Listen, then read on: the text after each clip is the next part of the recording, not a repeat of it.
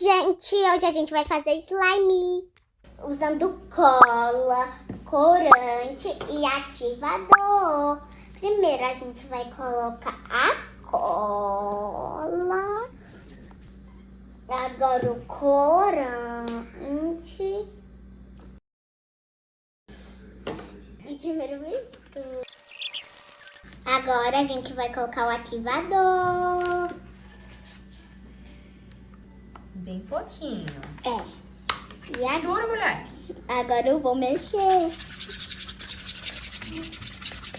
Já tá se transformando, hein?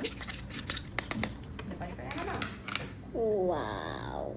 Aí tá.